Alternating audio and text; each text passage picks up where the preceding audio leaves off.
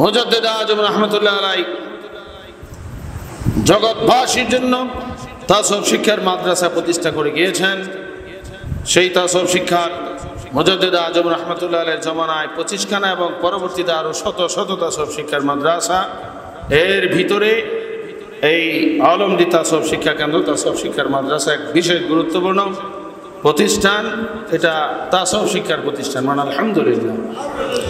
এবং এটা ব্যতিক্রম ধর্মী এক শিক্ষা প্রতিষ্ঠান, যেখানে বয়স্ক, যুবক, তরুণ সর্বশ্রেণীর লোকদের শিক্ষার ব্যবস্থা রয়েছে। যত শিক্ষা প্রতিষ্ঠান আমরা সাধারণত দেখতে পাই, সেগুলোতে এক শ্রেণীর ছাত্রদেরকে ভর্তি করা হয়। কথা ঠিক কিনা? আপনি বুড়া মানুষ, আপনাকে ভর্তি করবে? ভর্তি করবে না।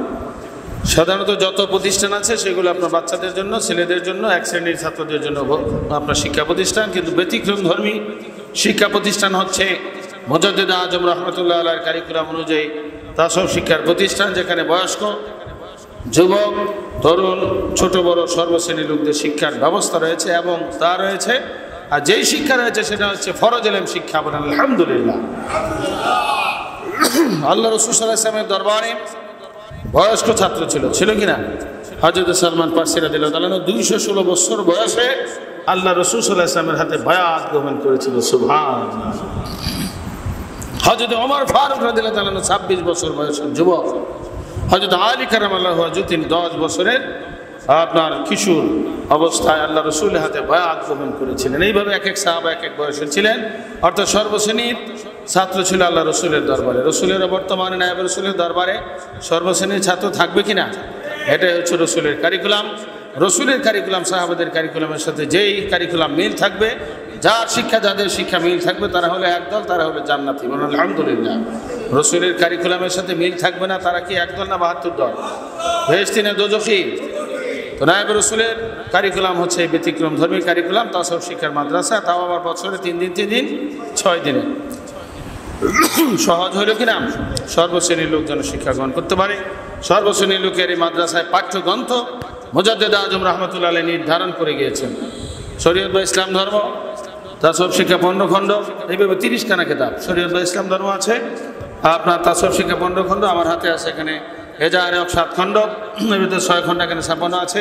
আছে দুর্মুচূর্ণ, এইভাবে আছে ম্যাপের কিতাব, ফিকহ শিক্ষা, এইভাবে অনেক অনেক কিতাব, বিশেষ করে 30খানা কিতাব উনি পাঠ্যগ্রন্থ নির্ধারণ করে গিয়েছেন। শিক্ষা প্রতিষ্ঠানে কি পাঠ্য কিতাব থেকে কি আলোচনা হবে সেটা মুজাদ্দিদ আজম নির্ধারণ করে গিয়েছেন কিনা?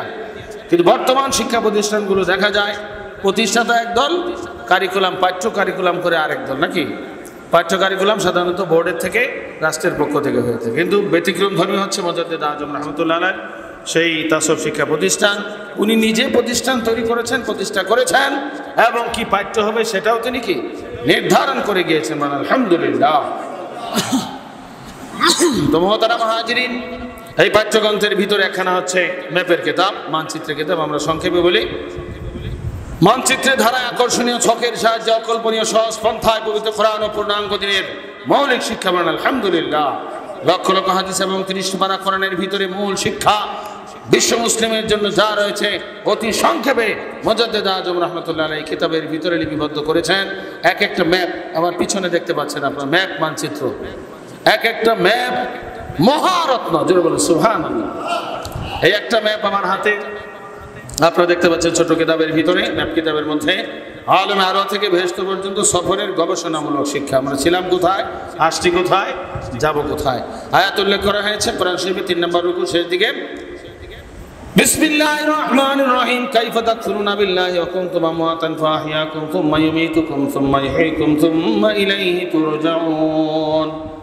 এই আয়াতের ব্যাখ্যা কবি কবিতার মাধ্যমে বলতেছেন আল্লাহ পাকের কথা, যখন তোমার কেউ ছিল না তখন ছিলাম আমি, এখন তোমার সব হইয়াছে পর হইলাম আমি।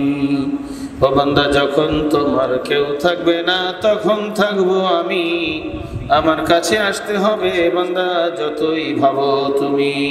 বলে সুবহানাল্লাহ। এমন একটা সময় আমাদের ছিল অস্তিত্ব বলতে কিছুই ছিল না। আল্লাহ পাক অস্তিত্ব দিয়ে আলম আর রুহের জগতে রেখে দিয়েছেন। সেখান থেকে আল্লাহ পাক নির্দিষ্ট সময় আমাদেরকে পাঠাইছেন আলমে দুনিয়ায়। এখন আমরা কোন জগতে আছি? আলমে। কোন জগৎ? আলমে দুনিয়া। আসার আগে আমরা কোথায় ছিলাম? আলমে আর রুহের জগৎ। আলমে দুনিয়া আমাদের জন্য চিরদিন থাকার জায়গা না অস্থায়ী? আলমে দুনিয়া থেকে মৃত্যুর মাধ্যমে যেতে হবে কোথায়? আলমে বরজা, কবর জগৎ। কবর জগৎ কি চিরস্থায়ী না অস্থায়ী? নির্দিষ্ট সময় থাকার পরে ময়দানে হাসর উঠতে হবে। হাসরের মাঠ কয়টা দুনিয়ার সমান হবে? 40টা দুনিয়ার একটা দিন হবে 50,000 বছরের সমান। হিসাব নিকাশ দিয়ে পাড়ি দিতে হবে মহাসংকটময় পুলসেরাত। সেই পুলসেরাত কত হাজার বছর রাস্তা হবে? 30,000 বছর রাস্তা। চুলের চেয়ে চিকন, তোলারের চেয়ে ধারালো পুলসেরাত পাড়ি দিয়ে যেতে হবে কোথায়? অমর পরিবেশ উদ্যান। আলহামদুলিল্লাহ। বেহেশতে আমরা কারা কারা যাইতে চাই? হাত তুলে দেখাই। আল্লাহ আমাদেরকে কবুল করুন, বলুন আমিন।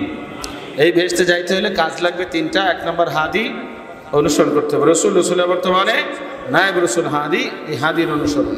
2 নম্বর কাজ পূর্ণাঙ্গ দিন শিক্ষা করে আমল করা। 3 নম্বর কাজ দিন জারি এবং বিস্তারের জন্য, দিন রক্ষা বিস্তারের জন্য, জারি কায়েমের জন্য জান মাল দিয়ে, টাকা পয়সা ইত্যাদির মাধ্যমে সাহায্য সহযোগিতা করতে হবে। আল্লাহ তৌফিক দান করুন, সকলে বলুন আল্লাহুম্মা আমিন। এখন দিন কি জিনিস? আল্লাহ পাক বলেছেন উদখুলু ফিস-সিলমি কাফা, ইসলামে পূর্ণভাবে দাখিল হও। আদেশ কার? আল্লাহর আদেশ মানে নফল না ফরজ? এখন যদি প্রশ্ন করা হয় কোটি কোটি মুসলমানের কাছে, আল্লাহ দিন পূর্ণভাবে ইসলামে দাখিল হওয়ার জন্য আল্লাহ আদেশ করেছেন, বলুন কত প্রকার মাসলা সমষ্টি পূর্ণাঙ্গ দিন? জবাব আসে, সঠিক জবাব আসে না। বলবে কলমা নামাজ রোজা হওয়ার জায়গাতে এই তো দিন, এই তো মুসলমানই। কি কথা ঠিক কিনা? মুসলমান হওয়ার জন্য খালি এই 5টাই যথেষ্ট না আরও আছে? ইন্নাদ দীন মুরাক্কাবুম মিন সালাসাতি আজজাইন, নিশ্চয় আল্লাহর দিন গোড়ার দিকে 3 অংশের দ্বারা গঠিত, আকায়েদ, তাসাউফ এবং ফিকহ। মুসলিম শরীফের হাদিসের মধ্যে এসছে, আপনার সমস্ত হাদিসের মামুল হাদিসের ব্যাখ্যা লেখা আছে। গোড়ার দিকে আল্লাহর দিন কয় প্রকার মাসালা? 3 প্রকার।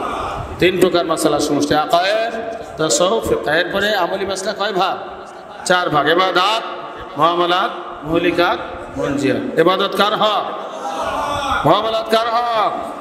মুহলিকাত অন্তরের অশস্যভাব বর্জন, মুনজিয়াত শস্যভাব অর্জন। প্রত্যেক ভাগে 10 করে 4 দশা কত হয়? 40 উসুলের সমষ্টি পূর্ণাঙ্গ দিন।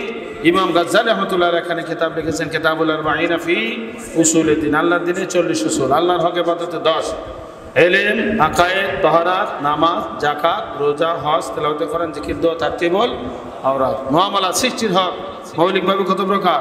10 প্রকার। কি কি?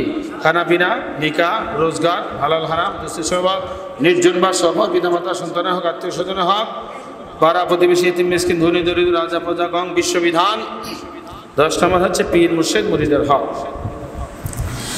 মুহলিকাত অন্তরে অশস্যভাব বর্জন। তাসাউফের মাসলা 2 ভাগ, মুহলিকাত, মুনজিয়াত। মুহলিকাত মৌলিকভাবে কয় ভাগ? কেবর, হাসাদ, দোষ, গজব, গীবত, হেসকেস, বকলরিয়া, গুরুর। মুনজিয়াত কয় ভাগ? 10 ভাগ। তওবা, সবর, শুকর, তাওয়াক্কুল, ইখলাস, কফরাজ, মুহাব্বত, মুরাকাবা, মুহাসাবা। এই 4 দশা 40 উসুলের সমষ্টি পূর্ণাঙ্গ দিন। বলুন আলহামদুলিল্লাহ। 30 পারা কোরআনের মূল শিক্ষা 1 পৃষ্ঠার ভিতরে। আবার বলুন আলহামদুলিল্লাহ। 30 পারা কোরআনে আল্লাহ পাক যা কিছু বর্ণনা করেছেন, মুজাদ্দিদ আজম রাহমাতুল্লাহ আলাইহি একটা পৃষ্ঠার ভিতরে আমাদের জন্য লিপিবদ্ধ করে গেছেন। জোরে বলুন আলহামদুলিল্লাহ।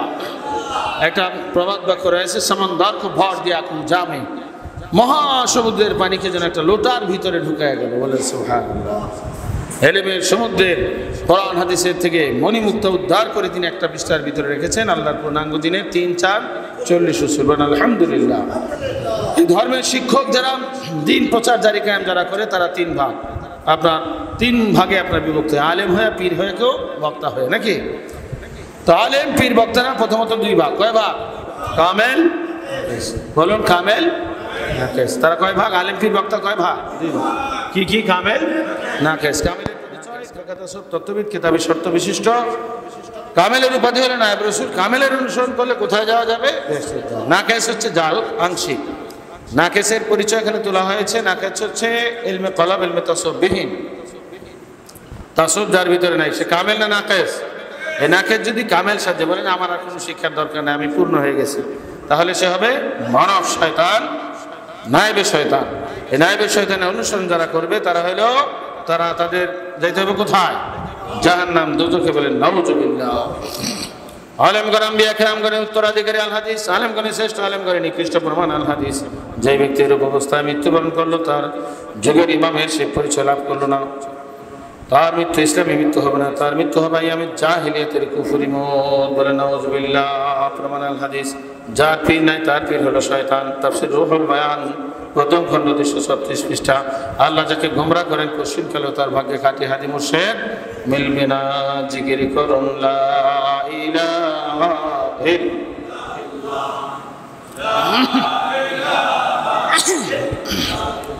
আর জোরে লা ইলাহা ইল্লাল্লাহ লা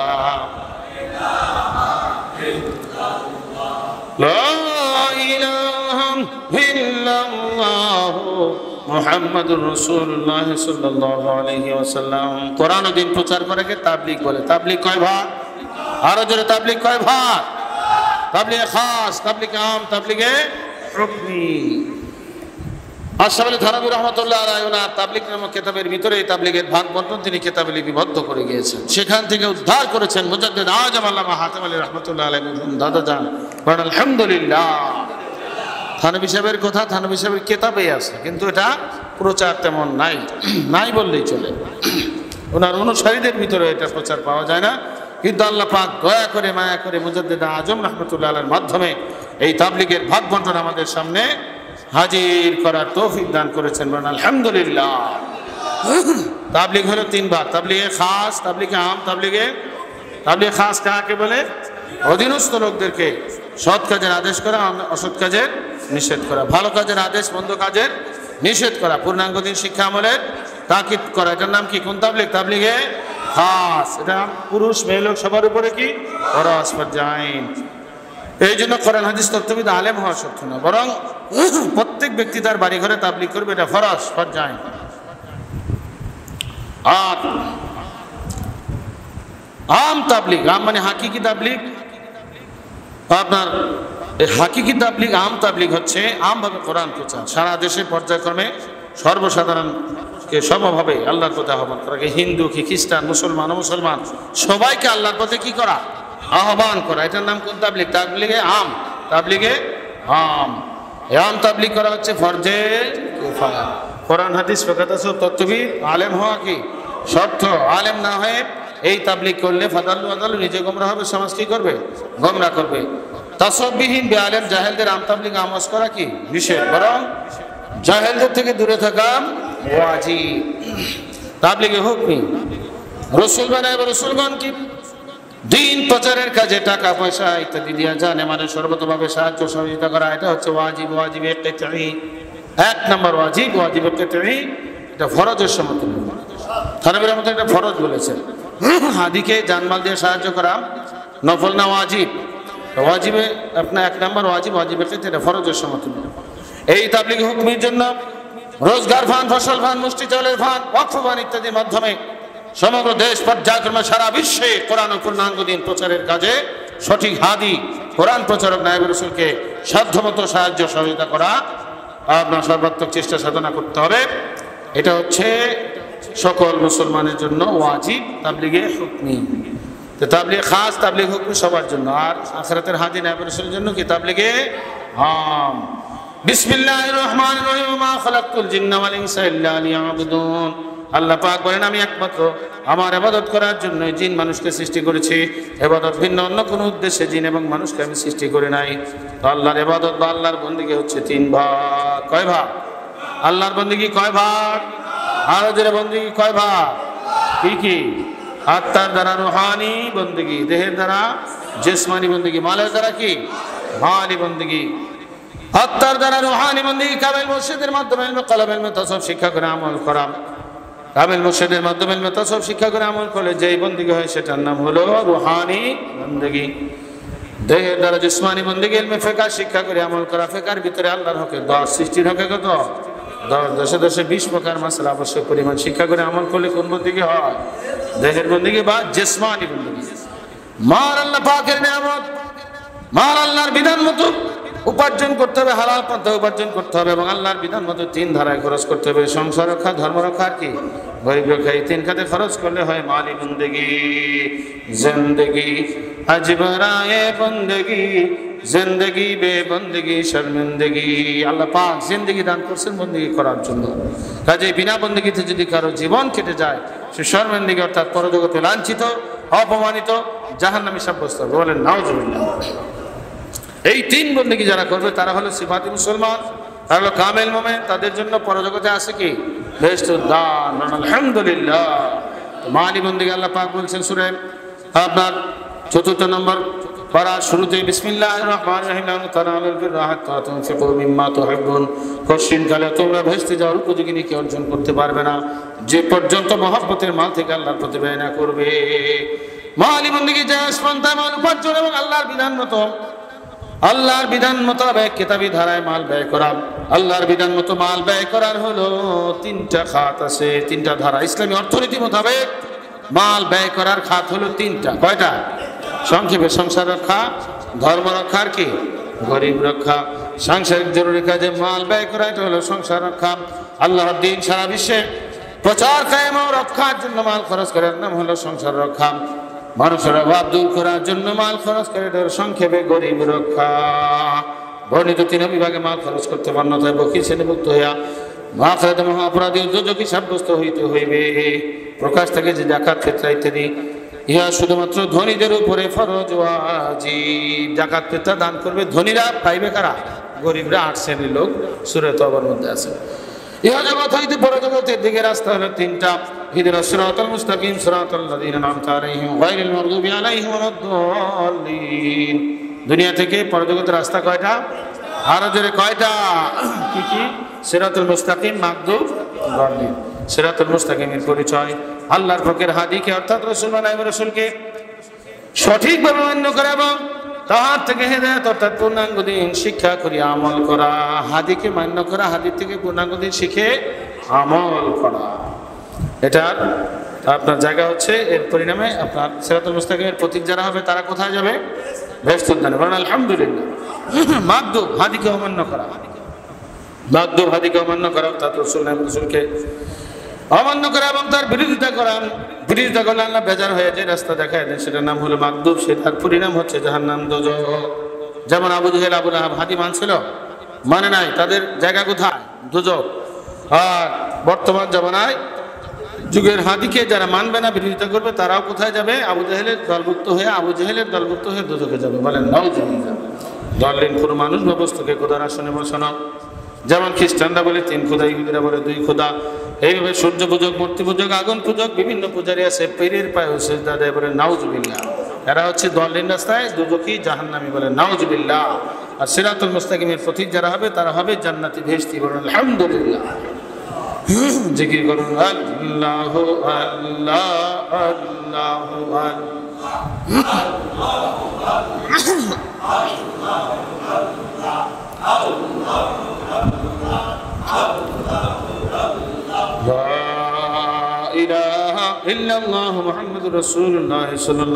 মানুষের প্রধান শত্রু শয়তান। শয়তান কয় জাত?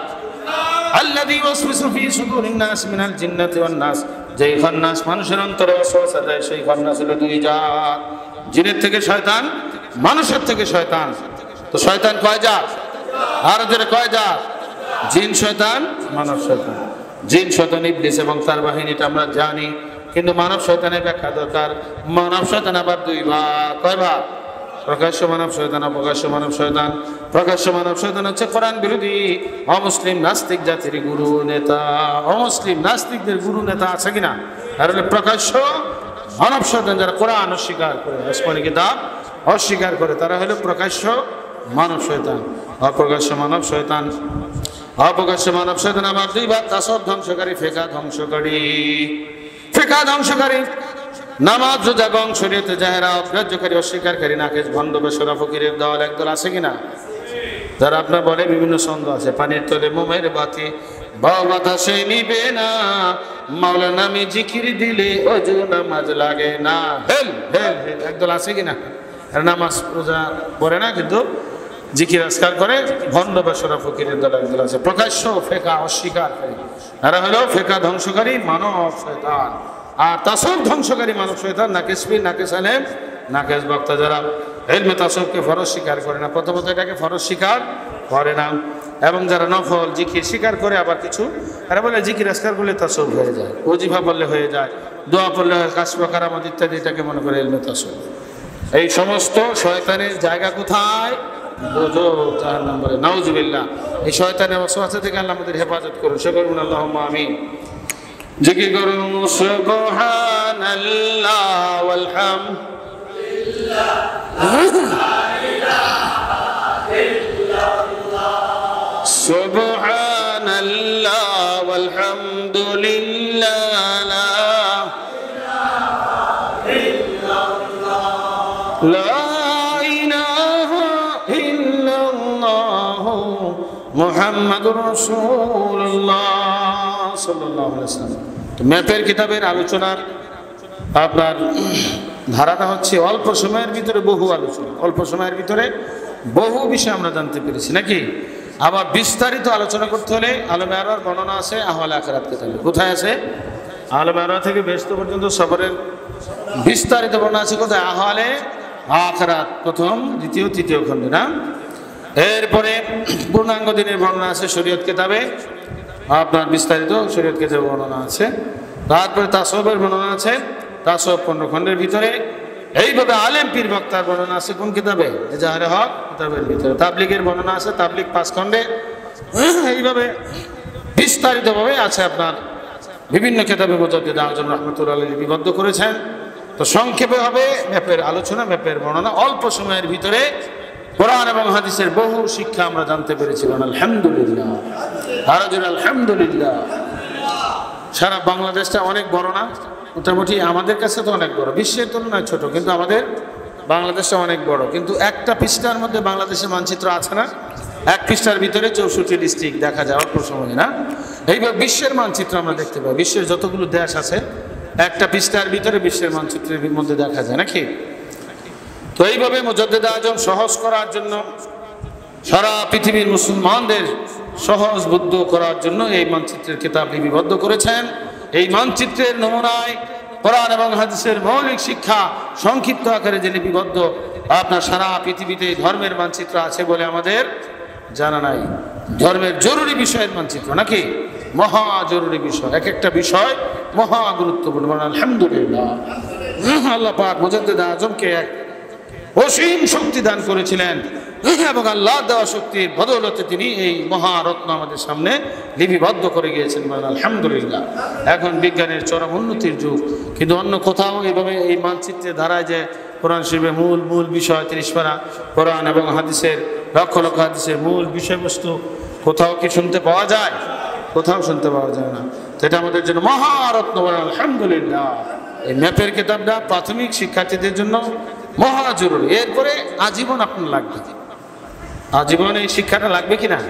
কিন্তু আপনি প্রথমত একটা লোককে বুঝাইতে হলে অল্প সময় আপনার এই অনেক বিষয় বোঝানো সম্ভব অল্প সময়ের ভিতরে। আলহামদুলিল্লাহ। তো 30 পারা আপনার 30খানা কিতাব মুজাদ্দিদ আজম রাহমাতুল্লাহ লিখিত কিতাবের মধ্যে এজাহারে হক এক বিশেষ গুরুত্বপূর্ণ। এজাহারে হকের শুরুতে আছে আদব সংক্রান্ত কবিতা, মুরিদের কর্তব্য আদব সম্পর্কে বিশেষ জরুরি বর্ণনা। ইলম হাসিল কর মনোযোগ দিয়া, দিছেন তোমার পীর যাহা বাতাইয়া, অন্যের বাতানো কিছু পীরকে তোমার না বলিয়া নাহি পর থাকো হুঁশিয়ার। ইলম হাসিল করতে হবে মনোযোগ দিয়ে। এখন ইলমের মজলিসে বসছে, মনোযোগ নাই, ইলম হাসিল হবে? ইলম শিক্ষা হবে না। এই জন্য মনোযোগ দিয়ে আপনার ইলম হাসিল করতে হবে। মনোযোগের সাথে ইলম হাসিল না করলে এটা আপনার ফলপ্রসূ হয় না। অন্যের বাতানো কিছু পীরকে তোমার না বলিয়া নাহি পরো থাকো হুঁশিয়ার। অনেকে বোঝে না, বোঝার কারণে মনে করে যে অমুক পিসাব তো এই জিকির দিয়েছে, এই তসবি দিয়েছে, এইগুলো হুজুর আমাকে দিছে, এগুলো আমি কি পড়বো কি পড়বো না, ভাইরা পড়তে থাকে, আমল করতে থাকে। এটা এই ব্যাপারে হুঁশিয়ার থাকতে হবে। পীর যাহা বলে তাহা মান্য করিলবে, পীর যাহা বলে তাহা করিবে, তখন না হবে উচিত তেরা এতেরাজকরণ। পীরের হুকুম বিনে কোনো এই কাজের এরাদা না করো তুমি ভিতরে দিলে। পীরের হুকুম ছাড়া ধর্মীয় কোনো কাজ এরাদা করা যাবে না। ইহা ভিন্ন বেহুকুমে নফল ফরজ ওয়াজিব আর সুন্নতের কাজ, ইহা ভিন্ন বেহুকুমে নফল নামাজ কিংবা মোরাকাবা আদি যত ইতিহার, পীরের সামনে নাহি করো খবরদার। ফরজ ওয়াজিব আর সুন্নতের কাজ, এছাড়া সুন্নতে জায়েদা নফল মুস্তাহাব ইত্যাদি পীরের সামনে করা যাবে? যাবে না। কারণ খাঁটি পীর মুর্শিদ আপনাকে ফরজ আইন মাসলা শিক্ষা দিবেন। এখন আপনি তসবিহ নিয়ে জিকির করতেছেন, এই তসবির দাম বেশি না ইলমের দাম বেশি? এই জিকিরের দাম বেশি, এই নফল জিকির আজকার তাসবিহ তাহলিলের মূল্য বেশি না ইলমের মূল্য বেশি? একটা জরুরি মাসলা যারা শিখবে হাদিসের মধ্যে এসেছে, মাসআলাতুন ওয়াহিদাতুন ইয়াতাআল্লামুল মুমিনু খায়রুল লাহু মিন ইবাদাতি সানাতিন। দীর্ঘ 1 বছর বিরতির ইবাদতের চাইতে বেশি সওয়াব আল্লাহ দান করেন মাসআলাতুন ওয়াহিদাতুন, একটা জরুরি মাসলা শিক্ষা গ্রহণ করলে। সুবহানাল্লাহ। তাহলে মাসআলা শিক্ষার গুরুত্ব বেশি কিনা? অনেক বেশি। এই জন্য নফল সুন্নতে জায়েদা ইত্যাদি পীরের অনুমতি ছাড়া তার সামনে করা যাবে না। আবার অনেক সময় দেখা যায় এখানে তালিম হচ্ছে, আবার নফল নামাজ পড়তে বানান দেওয়া যায়, এরকম কোনো জায়গা আছে। এরশাক করে আবিন করতে যায় তো তালিম বাদ দেয়া, অথচ এই তালিমের মর্যাদা অনেক অনেক বেশি কিনা। নফল আপনি পড়েন, তালিম শেষ, ওয়াজ নসিহত শেষ, আপনি সারা রাত ভর আপনার রুমে গিয়া পড়তে থাকেন, বাড়িতে গিয়া পড়েন, কোনো সমস্যা আছে? কিন্তু আপনার ফরজ বাদ দিয়া নফল, এটা আল্লাহর দরবার কি হয় না? কবুলই হয় না। ফতুল গায়েবের ভিতরে আপনার বড় পীর আব্দুল কাদের জিলানী রহমাতুল্লাহ আলাইহি তিনি কোরআন হাদিসের দলিলের মাধ্যমে লিখেছেন, অন্বেষণে পীর ধারে কথা নাহি কও, অন্যের তরফে নাহি মুতাওয়াজ্জহ। হট নাহি করো তুমি পীরের কথাই, না বুঝিলে আদবেতে জিজ্ঞাসা তাহাই। কোনো কথাতে যদি সন্দেহ তেরা হয়, পীর কাছে জিজ্ঞাসা করি লইবে তোরাই। স্বপ্নেতে দেখিলে কিছু পীরকে তোমার, শুনাইয়া দিবে তাহা করিয়া প্রকাশ। অন্বেষণে পীর ধারে কথা নাহি কও। এখন তালিম চলতেছে, একজনের সাথে আপনি কানাকানি করেন, তাহলে মনোযোগ নষ্ট হয়ে যায় কিনা? এবং এটা চরম অন্যায়। আপনার এটা একটা ক্লাস, সত্যিকার আখিরাতের হাদির যে শিক্ষার কারিকুলাম, এটা হচ্ছে ক্লাস। এই ক্লাসের ভিতরে ছাত্র যদি অন্য মনোযোগী হয়, তাহলে কোন কথাটা আপনার সুরে যাচ্ছে এটা তো আপনি পরে আর জীবনে নাও পাইতে পারেন। এই কথা ঠিক কিনা? সেই জন্য আপনার এই বিষয়ে খুব হুঁশিয়ার সাবধান থাকতে হবে। এবং হট নাহি করো তুমি পীরের কোথায়। পীর আপনাকে একটা খাঁটি পীর মুর্শিদ একটা হুকুম অনুমতি আপনার অর্ডার দিয়েছেন, নির্দেশ প্রদান করেছেন, এই ব্যাপারে আপনি কোনো হট করা যাবে না। তো না বুঝলে আদবের সাথে জিজ্ঞেস করতে হবে। হুজুরের কথা যদি আপনার না বুঝে আসে, তাহলে আদবের সাথে কি করতে হবে? জিজ্ঞাসা করতে হবে। স্বপ্নে দেখলে কিছু আপনার পীরের কাছে স্বপ্নেতে দেখিলে কিছু পীরকে তোমার, শোনাইয়া দিবে ধার করিয়া প্রকাশ। স্বপ্নের কথা সাধারণত যে কোনো লোকের কাছে বলতে নাই। যে কোনো একটা লোকের কাছে আপনি বললেন, আর সে উল্টা পাল্টা আপনার স্বপ্নের তাবির করল, কিতাবের ভিতরে আসছে, এই উল্টা তাবিরই আপনার জীবনে ভুলে যেতে পারে। এই জন্য স্বপ্নে যে আপনি দেখলেন, এটা বাহ্যিকভাবে ভিন্ন রকমও দেখা যেতে পারে। হযরতে আপনার জুবাইদা খাতুন হারুন রশিদের স্ত্রী স্বপ্ন দেখলেন যে অনেক পুরুষ তার সাথে মিলামেশা করতেছে, অনেক পুরুষ তার সাথে কি অবৈধভাবে মিলামেশা করতেছে, এটা স্বপ্নের মধ্যে দেখছে। দেখার পরে তিনি তো লজ্জায়, কি স্বপ্ন দেখলাম, এটা কেমন একটা স্বপ্ন, আসলে খারাপ লাগে কিনা। তখন ওই যে জুবাইদা খাতুন দাসীর মাধ্যমে কাজীর কাছে পাঠিয়ে দিলেন। ওই যুগে কাজী ছিল কিনা, কাজীর কাছে পাঠাইলেন, যিনি বিচার করেন, বিচারক ফতোয়া দেন। আপনার তার কাছে পাঠায় বললেন যে, দাসীকে বললো যে তুমি এইভাবে বলবে যে আমি স্বপ্নে দেখছি আমার সাথে অনেক পুরুষ মিলামেশা করতেছে, এই স্বপ্নের তাবির কি। যখন কাজীর কাছে বলছেন, পর্দার আড়াল থেকে বলছেন, তখন কাজী বলছে তুমি কে, তোমার পরিচয় দিচ্ছে সে আমি জুবাইদা খাতুনের দাসী। তখন যে তুমি দাসী, তোমার দ্বারা এই স্বপ্ন দেখা কখনোই কিনা সম্ভব না, এই স্বপ্ন তোমার মাধ্যমে সম্ভব না, সত্যি করে বলে এই স্বপ্ন কে দেখছে। তখন এই কথা কঠিনভাবে কাজী বললেন, তখন সে স্বীকার করছে যে না, আসলে স্বপ্নটা তো আমি দেখি নাই, স্বপ্ন দেখছে আপনার বাদশাহ হারুন রশিদের স্ত্রী বিবি জুবাইদা খাতুন বলেছে। তখন কাজী আপনার বলছেন, কাজী সাহেব বলছেন যে হ্যাঁ, এটা তার দ্বারা দেখা কি সম্ভব, এই স্বপ্ন তিনি দেখতে পারেন। এর ফলাফল বলে দিলেন যে এই ফলাফল হচ্ছে বাদশাহ জুবাইদা খাতুনের স্ত্রী, আপনার বাদশাহ হারুন রশিদের স্ত্রী বিবি জুবাইদা খাতুন, তার মাধ্যমে সমগ্র বিশ্বে মুসলিমের জন্য এমন এক খেদমত হবে, বিশ্ব মুসলিমের জন্য এমন এক খেদমত হবে যেটা পৃথিবীতে স্মরণীয় হয়ে থাকবে বলেছে। তো সেই খেদমতটা কি, বিবি জুবাইদা খাতুন তিনি আপনার যখন হজ করতে আসছিলেন, তখন দেখলেন যে আরাফাতের ময়দানে, মিনা মুজদালিফা, বিশেষ করে আরাফাতের ময়দানে হাজিদের জন্য তখন পানির খুব অভাব, পানির কি খুব অভাব, সেই পানির অভাব দূরীকরণের জন্য বিবি জুবাইদা খাতুন একটা খাল খনন করেছেন, একটা ড্রেনের মতো খনন করে আপনার সেই আরাফাতের ময়দান পর্যন্ত পৌঁছে দিয়েছিলেন। আরাফা, মিনা, মুজদালিফার হাজী সাহেবদের জন্য তখন আপনার এই ড্রেন খনন করার কারণে এই নহরে জুবাইদা বলা হয়। এটা কি বলা হয়? নহরে জুবাইদা, বিবি জুবাইদার নামে এই নহরটাকে নামকরণ করা হয়েছে। এই ড্রেন খনন করে দিয়েছিলেন। এখনো এটা নমুনা আছে, যারা হজ করতে গেছেন আরাফাতের ময়দানে এখনো কি এই বিবি নহরে জুবাইদার নমুনাটা অনেক জায়গায় রেখে দেওয়া হয়েছে। তো এই খেদমত বিবি জুবাইদা করেছিলেন। কিন্তু বাহ্যিকভাবে স্বপ্নটা কি অনেক শুনতে অনেক খারাপ না? কিন্তু এর ফলাফলটা ছিল অনেক উচ্চ পর্যায়ের ফলাফল, যার মাধ্যমে আপনার লক্ষ লক্ষ হাজি সাহেবানরা সেই উপকৃত হয়েছেন, বিশ্বের মুসলমানরা উপকৃত হয়েছেন। বলে সুবহানাল্লাহ। এইভাবে এক লোক স্বপ্নে দেখছে যে কোরআন শরীফের উপরে সে দাঁড়ায় পেশাব করতেছে। সে তো বলছে আমার ইমান শেষ, আমি বেঈমান হয়ে গেছি। তখন খাঁটি পীর মুর্শিদের কাছে গিয়া বললেন যে হুজুর আমি তো এই স্বপ্ন দেখেছি। তখন খাঁটি পীর মুর্শিদ বলছেন তুমি উত্তম স্বপ্ন দেখেছো। বলে সুবহানাল্লাহ। বাহ্যিকভাবে দেখতে খুব খারাপ নাকি, শুনতে খারাপ, কিন্তু আসলে কি উত্তম স্বপ্ন। তখন বলেছেন যে কোরআনের আলেম হবে তোমার বংশাবলীর ভিতরে। বলে সুবহানাল্লাহ। এই স্বপ্নের মর্ম কি? কোরআনের আলেম হবে তোমার বংশাবলীর ভিতর থেকে। বাহ্যিকভাবে দেখতে শুনতে অন্যরকম, কিন্তু বাস্তবে ফলাফলটা তো অনেক ভিন্ন। এই জন্য স্বপ্নেতে দেখিলে কিছু পীরকে তোমার না বলিয়া, আপনার স্বপ্নেতে দেখিলে কিছু পীরকে তোমার শুনাইয়া দিবে তাহা করিয়া প্রকাশ। বলে সুবহানাল্লাহ। পীরের কাছে স্বপ্ন বলে দিবে এর সঠিক ফলাফল পাওয়ার জন্য। পীর হতে কবু তুমি বেহুকুমে তার, জরুরত বিনে নাহি কোথা যাবে আর। পীরের কাছে কবে না কবে কখন। পীর হতে কবু তুমি বেহুকুমে তার, জরুরত বিনে নাহি কোথা যাবে আর। পীরের কথার পরে না কবে কখন, আওয়াজ বুলন্দ নাহি করো কদাচন। পীরের কথার উপরে যেন আপনার কথা না হয়, আওয়াজটা যেন উঁচু না হয়ে যায়, সেদিকে খেয়াল রাখতে হবে। পীর যাহা বলে তাহা মান্য করি রবে, মুরিদের পক্ষে যদি বিপরীত হবে। খাঁটি পীর মুর্শিদ যা কোরআন হাদিসের মর্মে যা আপনাকে নির্দেশ প্রদান করবে সেটা মেনে নিতে হবে নাকি। মুরিদের পক্ষে যদি বিপরীত হয়, এরকম অনেক ঘটনা কোরআন এবং হাদিসের মধ্যে বিশেষ করে ঘটনাগুলো আছে। সাহাবা ইকরামের মনের উল্টা হয়েছে, এরপরেও আল্লাহ রাসূল সাল্লাল্লাহু আলাইহি ওয়াসাল্লাম যে ফয়সালা দিয়েছেন এটা মানছেন কিনা, এইভাবে আমাদের মান্য করতে হবে।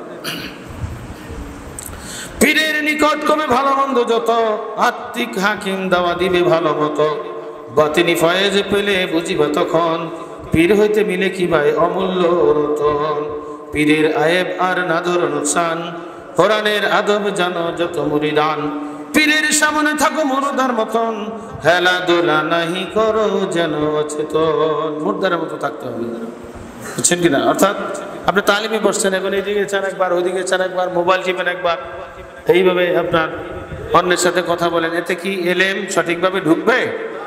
এই জন্য কিতাবে বলা হয়েছে মুর্দার মতো থাকতে হয়। খাঁটি পীর মুর্শিদের সামনে তালিমি জলসা বিশেষ করে আপনি অচেতন অবস্থা, অচেতন পদার্থের মতো থাকতে হবে। পীরে যেদিকে ঘুরতে বলে ঘুরবেন, বসতে বলে বসবেন, দাঁড়াইতে বলে দাঁড়ান, এরকম কিতাবে আরো বিস্তারিত লেখা আছে। আদবেতে থাকো সদা সারো গাফলাত, নিশ্চয়ই জানিয়া লাও পীর নিয়ামত। হাদিসেতে লিখিয়াছে এমত প্রকার, আসহাব থাকিতেন যবে হযরত গোচর। আবু বকর যিনি সিদ্দিক আকবর, যখন কহিতেন কথা হুজুর দরবার। এত ছোট স্বরে তিনি কহিতেন বাত, কান পাতি শুনিতেন আপনি হযরত। খেয়াল করো দিলে মুরিদান সবাই, বিনা আদবেতে কারো হাসিল হবে নাই।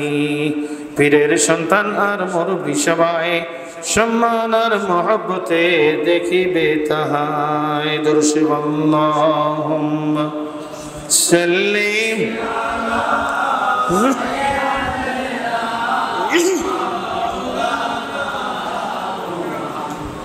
আলা মাওলানা। এটা আদব সংখ্যাত কবিতা, চেষ্টা করবেন যারা পারেন কবিতাটা মুখস্থ করেন নাকি। কবিতাটা মুখস্থ করা অত্যন্ত সুন্দর কবিতা কিনা, সুন্দর উপদেশমূলক কবিতা। কোরআন হাদিসের মর্মে কিতাবী ধারায় সুন্দর কবিতা সাজানো হয়েছে। এবার ওয়াজ মাহফিলে হাসানো কাঁদানোর জন্য পরিকল্পনা করার চেষ্টা করা সম্পর্কে বর্ণনা। কত ওয়াইজ আছে, বক্তা আছে, তারা বাংলা বা ইংরেজি ভাষা শিক্ষা করছে, কিন্তু কোরআন হাদিসের ইলমে অজ্ঞ তাহারা সমাজকে হাসাইতে হাসাইতে পেটে বেদনা ধরাইতে পারে, কাঁদাইতে কাঁদাইতে আবার কাঁদাইতে কাঁদাইতে অস্থির করিয়া ফেলতে পারে। এইরূপ বক্তা বা ওয়াইজের ওয়াজ শোনা জায়েজ আছে কিনা? উত্তর, যার ইলমে কোরআন, ইলমে তাফসীর, ইলমে হাদিস অজ্ঞ, তারা বাংলা ভাষা বা রাজভাষায় মহাপণ্ডিত হইলেও তাহাদের ওয়াজ শোনা জায়েজ নহে। যেহেতু তারা জাহেল বক্তা, কথায় বলে দোয়াতের মুখে কালি, চুলার মুখে সালি। যেই চুলায় অগ্নি প্রজ্বলিত হয় নাই, সেই চুলার মুখে কোথা হইতে আসিবে সালি। যেই বক্তারা পেটের ভিতরে দিনী এলেমে ভর্তি করেন নাই, দিনী এলেমে ভর্তি করে নাই, তাদের মুখে কোথা হতে আসবে এলেমের বাণী? ওয়াজের আসল মকসুদ কি, তার খবর যদি জাহেল বক্তারা জানিতে পারিত, তাহলে লোকদিগকে হাসাইতে কাঁদাইতে তো সাধ্য সাধনা করতেন না। জাহেল বক্তাদের ওয়াজ শুনতে শুনতে শ্রোতাদের আকায়েদ একেবারে নষ্ট হয়ে গেছে। আকায়েদ একেবারে নষ্ট হয়ে গেছে। বর্তমানে কত শ্রোতা আছে, তাহারা বলে যার ওয়াজে কান্না আসে না, তার ওয়াজ শুনিয়া লাভ কি? আবার কত কেউ সুর শোনার জন্য উম্মাদ, ওয়াজের আসল মকসুদ কি তা না জানার দরুনি এই গোমরাহি আসিয়াছে। অনেকে বলে যার ওয়াজে কান্না আসে না, তার ওয়াজ শুনে লাভ কি? আবার অনেকে সুর শোনার জন্য উম্মাদ। এখন ওয়াজের আসল মাকসাদ মানে উদ্দেশ্যটা কি? শ্রোতাদের কতকে ওয়াজ মাহফিলে যায় বক্তার রং ঢং দেখার জন্য, কতকে যায় সুর শোনার জন্য, সুর শুনিয়ে মন প্রফুল্লিত করার জন্য, কতকে যায় সওয়াব হাসিল করার জন্য। এখন ওয়াজের আসল মকসুদ কি? উত্তরে বলা হয়েছে ওয়াজের আসল মকসুদ হলো শ্রোতার রুহানি বিমার, অর্থাৎ ধর্মীয় বিমার, ধর্মীয় রোগ ব্যাধি। এইটা হলো ওয়াজের আসল মকসাদ বা উদ্দেশ্য। ধর্মীয় বিমার, এটা হলো আপনার ওয়াজ মাহফিলের আসল উদ্দেশ্য। রং ঢং, বক্তার রং ঢং, সুর ইত্যাদি কিছুই আসল মকসুদ নয়। এমনকি সোয়াব হাসিল করাও আসল মকসুদ না। শুধু যে সোয়াবের জন্য ওয়াজ মাহফিলে আসবেন, এটাও কিন্তু আসল মকসুদ না। যেহেতু শুধু সোয়াব হাসিল করার জন্য বহু কাজ আছে। বাড়ি বসে আপনি করতে পারেন, আপনার বাড়ি বসে কোরআন শরীফ পড়েন, সোয়াব হবে না? আপনি নফল নামাজ পড়লেন, সোয়াব হবে। কিন্তু ওয়াজের মাহফিলে আসতে তো সোয়াব হবেই, কিন্তু শুধু ওয়াজের সোয়াবের জন্য আসা যাবে না, বরং ওয়াজ সোয়াব তো হবেই। ওয়াজ মাহফিলে আসলে পাশাপাশি আসতে হবে যেইভাবে জিসমানি রোগীরা, দেহের রোগীরা ডাক্তারখানায় যায়, সেইভাবে আপনাকে আসতে হবে ওয়াজ মাহফিলে। সত্যিকার আখিরাতের হাদির দরবারে আপনার ধর্মীয় বেমার কি আছে, ধর্মীয় বেমার আর ধর্মীয় ভুল ত্রুটি আপনার কি আছে, সেটা সংশোধন করার জন্য এবং সেই বিষয়ে জানার জন্য আসবেন এবং সেটাকে সংশোধন করার জন্য আসতে হবে। ধর্মীয় ডাক্তার হলো আখিরাতের হাদি, পীর মুর্শিদ। কিন্তু বর্তমান ওয়াজ মাহফিলগুলো কি এরকম আছে? বর্তমান ওয়াজ মাহফিল হাসানো আছে, কাঁদানো আছে, রং আছে, ঢং আছে, সার্কাস হয়ে গেছে। কি কথা ঠিক না? এই সার্কাস মার্কা ওয়াজ থেকে আমাদের বিরত থাকতে হবে। কোন নবী রাসূল এই সার্কাস মার্কা ওয়াজ করছেন? কোন নবী রাসূল এই সার্কাস মার্কা ওয়াজ করেন না, বরং নবী রাসূল এমন ওয়াজ করছেন যে ওয়াজ শোনার পরে কতকে নবীর জানের শত্রু হয়ে গেছে, কতকে নবীদেরকে হত্যা করে ফেলেছে। হযরতে ইব্রাহিম আলাইহিস সালামকে আগুনে ফেলাইছে। তিনি ওয়াজ কম জানতেন। নবীজিকে হিজরত করতে বাধ্য করা হয়েছে। নবীজি নিজের জন্মভূমি ছেড়ে মদিনা হিজরত করছেন না। এমন কি ওয়াজ করেছিলেন যে মক্কাবাসী নবীর প্রতি আপনার বিরক্ত হয়ে, নবীর প্রতি আপনার অসন্তুষ্ট হয়ে নবীকে দেশ থেকে বাধ্য করেছে। জীবনে তো মেরে ফেলতে চাইছিলেন নাকি? আল্লাহ রক্ষা করেছেন, তিনি হিজরত করেছেন। তো এই জন্য এই ব্যাপারে অসংখ্য আয়াত, অসংখ্য বর্ণনা করেন এবং হাদিসের মধ্যে এসেছে। বিসমিল্লাহির রহমানির রহিম। আফাকুল্লামা জাআকুম রাসূলুম বিমা লা তাহওয়া আনফুসুকুম ইসতাকবারতুম ফাফারিকান কাযযাবতুম ওয়া ফারিকান তাকতুলুন। আল্লাহ তাআলা বনী ইসরাঈলদেরকে সম্বোধন করে বলেছেন, তোমাদের নিকট আমার রাসূল যখন এরূপ বিষয় নিয়ে উপস্থিত হয়েছে যা তোমাদের মনের উল্টা, তখনই তোমরা অহংকার করেছ, অর্থাৎ অহংকার করত, রসুলগণের বাণীকে অস্বীকার করেছ। অনন্তর তোমরা একদল রসুলদেরকে মিথ্যাবাদী বলেছ, মিথ্যাবাদী ঘোষণা করেছ, এবং আরেক দলকে তো তোমরা কতলি করিয়া ফেলতে, বলে নাউজুবিল্লাহ, নবীদেরকে হত্যা করেছে। ৪৭ জন পয়গম্বরকে একসঙ্গে আপনার সেই বনী ইসরাঈল সম্প্রদায় তারা একসঙ্গে হত্যা করেছে, বলে নাউজুবিল্লাহ, পরিকল্পিতভাবে আপনার হত্যা করেছে। আবার বিকালে কারা প্রতিবাদ করবে, ৩৫০ প্রতিবাদকারীকে তারা হত্যা করেছে। এইভাবে পরিকল্পিতভাবে নবী রাসূলদেরকে হত্যা করা হয়েছে, শহীদ করে দেওয়া হয়েছে, বলেন নাউজুবিল্লাহ। এটা আগের জামানায় এইভাবে আপনার কাজটা তারা করেছে। এই বিষয়টা আল্লাহ পাক এতে তাফসিরে উল্লেখ আছে। তো নবী রাসূলদের কথায় দেখা যায় আপনার মানুষ হাসতো বা কাঁদতো বা রং ঢং এটা আপনার পাইতো না। অর্থাৎ নবী রাসূলদের ওয়াজ মাহফিলে রং ঢং ছিল না, এটা নবী রাসূলদের বিরোধী। কিন্তু আজকাল বর্তমানে যে ওয়াজ মাহফিলগুলো এটা সার্কাসের মতো হয়ে গেছে। যাই হোক, এই বিষয়ে আরও আপনার বিস্তারিত আলোচনা পরবর্তীতে ইনশাল্লাহ হবে। তো আমাদের ওয়াজ শুনতে হবে আখিরাতের হাদি নায়েব রাসূলের কাছ থেকে। রং ঢং সার্কাসের ওয়াজ এটা শোনা কি জায়েজ? বরং না জায়েজ, বলে নাউজুবিল্লাহ। আল্লাহ আমাদেরকে হেফাজত করুন, সকলে বলুন আল্লাহুম্মা আমিন। জিকির করুন আল্লাহ আল্লাহ আল্লাহ আল্লাহ আল্লাহ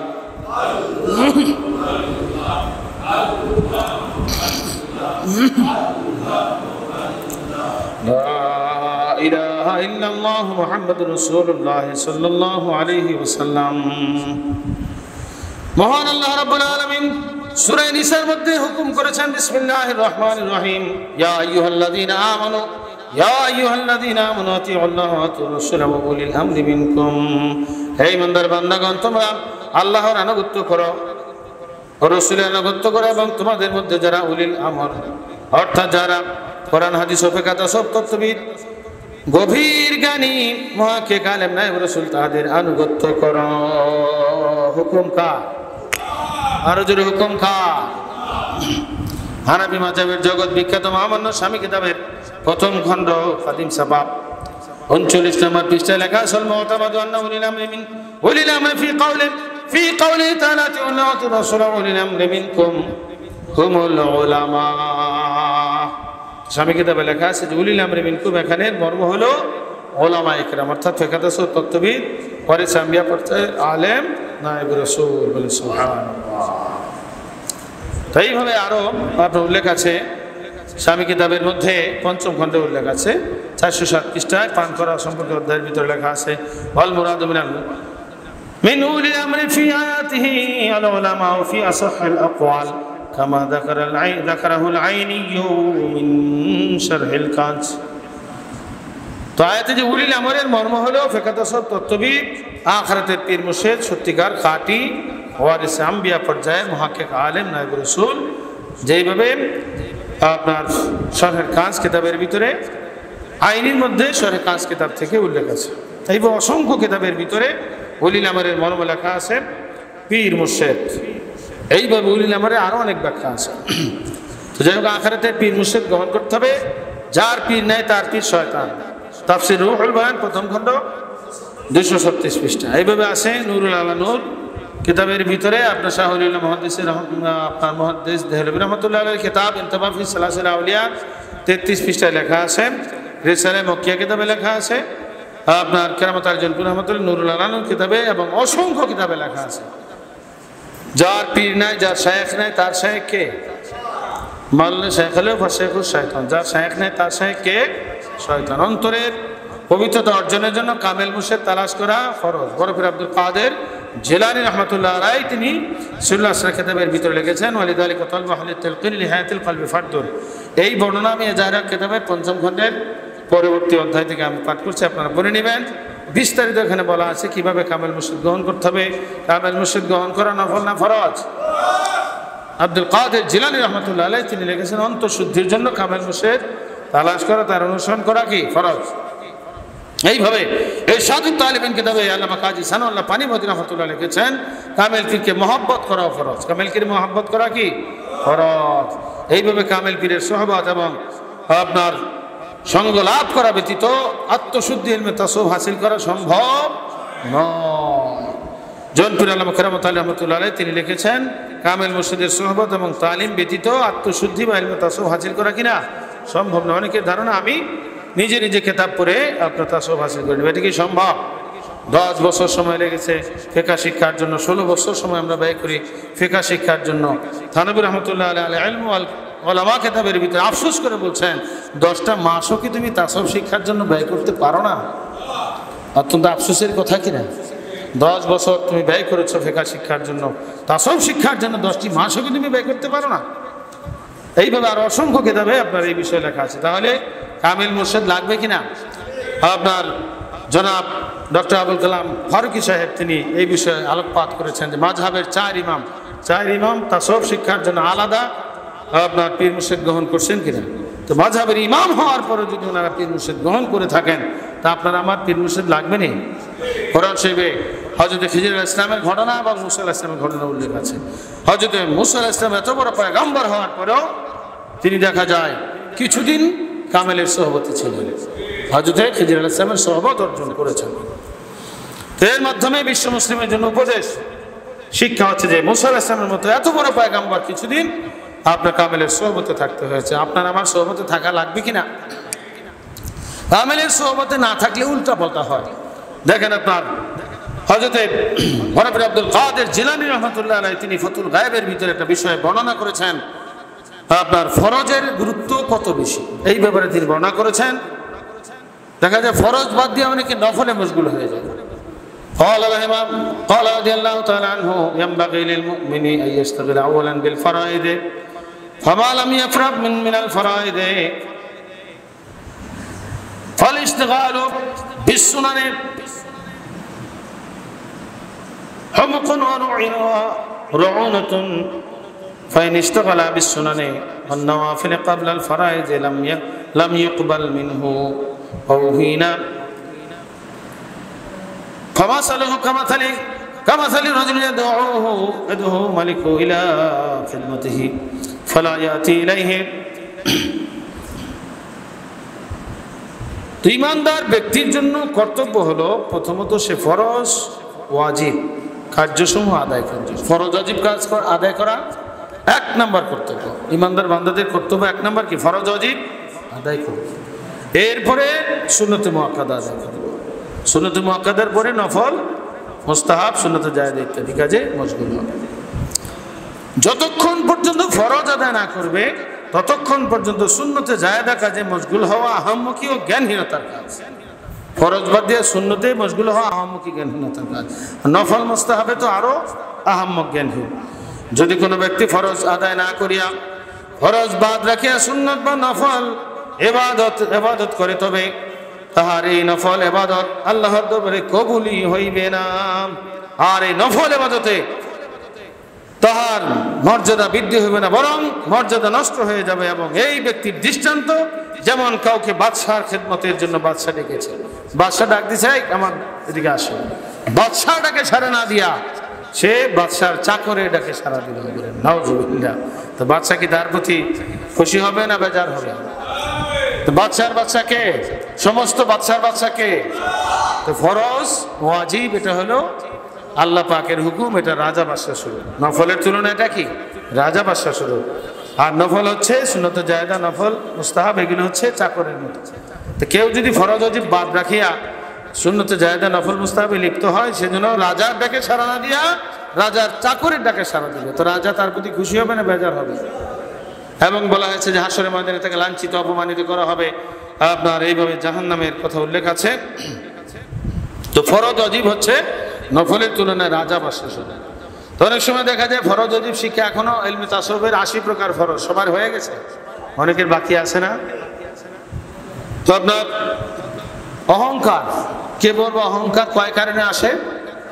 কয় কারণে আসে? 7 কারণে অহংকার আসে। সবার কি এই 7 কারণ সবাই কি বলছেন? সবাই তো বলতেও পারেন নাই। সবার কি আয়ত্ত হয়েছে এখনো? আপনার হাসাদ হিংসা কয় কারণে আসে? বগজ কয় কারণে? 2 কারণে। বগজ গজব 2 কারণে। গীবতের চর্চা হয় সাধারণত 11 কারণে। তো এইভাবে যে কারণের মাসলা শিখতে হবে, অহংকার জিনিসটা কি আপনার এই মাসলা জানতে হবে। এইভাবে 4 ধারায় মাসলা না জানা পর্যন্ত জগৎ বিখ্যাত মহামান্য স্বামী কিতাবে লেখা আছে লা ইমকিনু ইল্লা বিমারিফাতি হুদুদিহা, মুমকিন হবে না, সম্ভব হবে না অন্তর থেকে অসৎ স্বভাব দূর করা। এই জন্য মাসলা শিখতে হবে এবং ওস্তাদ ধরতে হবে। তো ফরজ আগে হবে না আগে নফল? আগে ফরজ এরপরে হচ্ছে নফল। নফল আগে না ফরজ আগে? ফরজ আগে। ফরজ আগে আদায় করতে হবে, এরপরে নফল মুস্তাহাব যে যত করুক আপনার সমস্যা নেই। এখন মনে করেন এই দালাল বিল্ডিংও হয় না, বুঝছেন কিনা? বিল্ডিং তৈরি হয় না, মোটামুটি কয়েকটা খুঁটি খাড়া করা হয়েছে। এখন আপনি টাইলস নিয়ে আসেন, রং নিয়ে আসেন, মোজাইক নিয়ে আসেন, এগুলো করার জন্য আপনি আগে বিল্ডিং হবে তারপরে আসেন টাইলস মোজাইক, নাকি?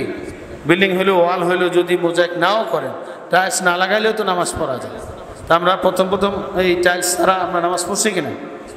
তো আপনার এই মূল ফাউন্ডেশনটা হচ্ছে ফরজ ওয়াজিবের মতো আপনার এই যে ওয়াল ছাদ, আপনার এই মনে করেন নিচের যে ভিট করা হয়েছে এইভাবে, এগুলো হচ্ছে মূল নাকি? এগুলো হচ্ছে ফরজ ওয়াজিবের মধ্যে। টাইলস, মোজাইক, রং করা, চুনা করা, এগুলো হচ্ছে নফল মুস্তাহাবের মতো। তো ফরজ ওয়াজিব নাই, আপনার এখন নফল মুস্তাহাব নিয়ে ব্যস্ত থাকে। এখন আমাদের অনেক ফরজ বাকি আছে কিনা? ইলমে তাসাউফের ভিতরে 80 প্রকার ফরজ। ইলমে তাসাউফ শিক্ষা করা ফরজ, ইলমে কলব শিক্ষা করা। নারে তাকবীর। তা আগে ফরজ আদায় করতে হবে, এরপরে যে যত পারে নফল করুক, সমস্যা আছে? ফরজ ওয়াজিব বাদ রেখে নফলে মশগুল হওয়া এটা হামমুখী, এবং হাসরের ময়দানে তাকে লাঞ্ছিত, অপমানিত, অপদস্থ করা হবে। বলেন নাউযুবিল্লাহ। আরো জোরে বলেন নাউযুবিল্লাহ। আল্লাহ পাক আমাদের সকলকে সত্যিকার আখিরাতের হাদি উস্তাদ গ্রহণ করে সত্যিকার ফরজ ইলমে তাসাউফ এবং ইলমে ফিকহ এবং পরিপূর্ণ দিনের এই 40 উসুল আবশ্যক পরিমাণ শিক্ষা আমলের তৌফিক দান করুন সকলে বলেন আল্লাহুম্মা আমিন। তো আসতেছে 29-30 কার্তিক, পহেলা অগ্রহায়ণ, আপনার 14, 15 ও 16 নভেম্বর, এই 3 দিন ব্যাপী ইলমে তাসাউফ শিক্ষার জন্য কিশোরগঞ্জ ইলমে তাসাউফ বিশ্ববিদ্যালয় কেন্দ্রে হাবিবুর রাসূলের দরবার শরীফে 3 দিন ব্যাপী শিক্ষার মাহফিল। আপনাদের সকলকে বিশেষভাবে 3 দিনের দাওয়াত প্রদান করা হলো। আমরা সবাই সেখানে যোগদান করার চেষ্টা করব। আল্লাহ তৌফিক দান করুন সকলে বলুন আল্লাহুম্মা আমিন। শিক্ষার চেষ্টায় থাকলে মারা গেলে কবরে কয়জন ফেরেশতা? কতদিন পর্যন্ত শিখাবে? কিয়ামত পর্যন্ত বাকি ইলম শিখাবে। ময়দানে হাসরে আলেম আরেফ আল্লাহর ওলি বনে উঠাবেন। আলহামদুলিল্লাহ। আর যারা বলেন আলহামদুলিল্লাহ। তো শিক্ষার চেষ্টায় থেকে যদি আমরা মারা যাই, কবরে 2 জন ফেরেশতা পাবো। আর জানমাল দিয়া ধর্মের জন্য চেষ্টা সাধনা, এই ব্যাপারে আজকে সকালবেলা তালিমে আলোচনা হয়েছে। দিন শিখলাম, আমল করলাম, কিন্তু ধর্মের জন্য তো একটি দীক্ষা নাই। তো ধর্মের জন্য যদি চেষ্টা সাধনা না থাকে, মালিবন্দিগি না থাকে, ধর্ম কি আগায় যাবে? এবং নিজেও বিশেষ করে এই ব্যাপারে ক্ষতিগ্রস্ত হবে এবং বখিল শ্রেণীভুক্ত হয়ে জাহান্নাম ভোগ করবে। আল্লাহ রাব্বুল আলামিন আমাদের সকলকে আখিরাতের মহামুক্তির জন্য হাদি গ্রহণ করার, পূর্ণাঙ্গ দিন শিক্ষা আমল করার, জারি কায়েমের জন্য জান মাল দিয়া চেষ্টা সাধনা সংগ্রাম জিহাদ করার তৌফিক দান করুন সকলে বলুন আল্লাহুম্মা আমিন।